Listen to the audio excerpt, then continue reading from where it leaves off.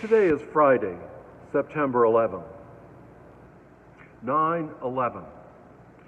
For some of us, the memory of those two numbers has emerged from the shock and horror of that day. News footage and photos can serve as reminders, but they cannot recreate the experience in our own day. Each generation has its own 9/11. My generation also has Kennedy's assassination as part of our historical memory bank. Today's younger generations will have their own too. Photos of San Francisco turned orange may be one.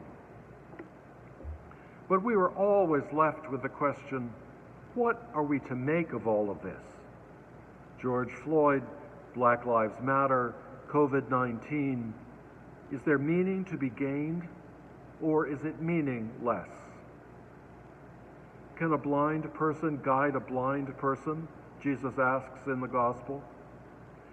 Can leaders guided by no more than political ideology lead us from violence into peace? What was gained by the Kennedy assassination?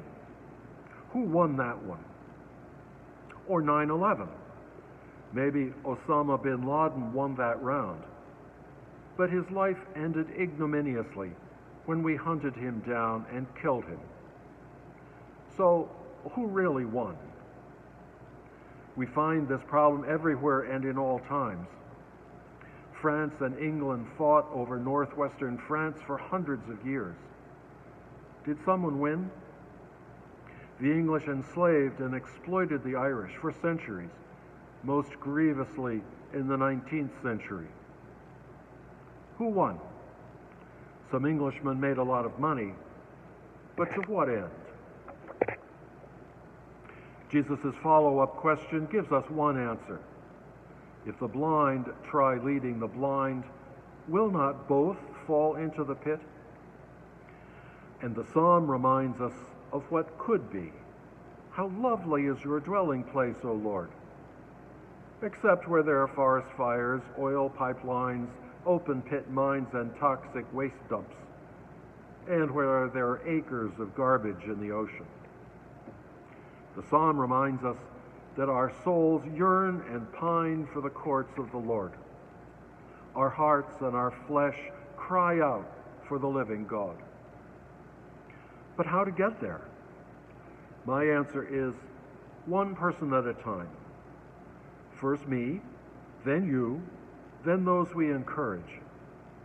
And if that is not enough, the death and resurrection of Jesus reminds us that in God's economy there is always life after death, eternal life after physical death, and new hope in this life after defeat and destruction. The renewal of the environment in the 1970s and the leadership of Pope Francis in our own time point a way forward. We have only to follow, to offer encouragement, and to pray when our efforts prove insufficient.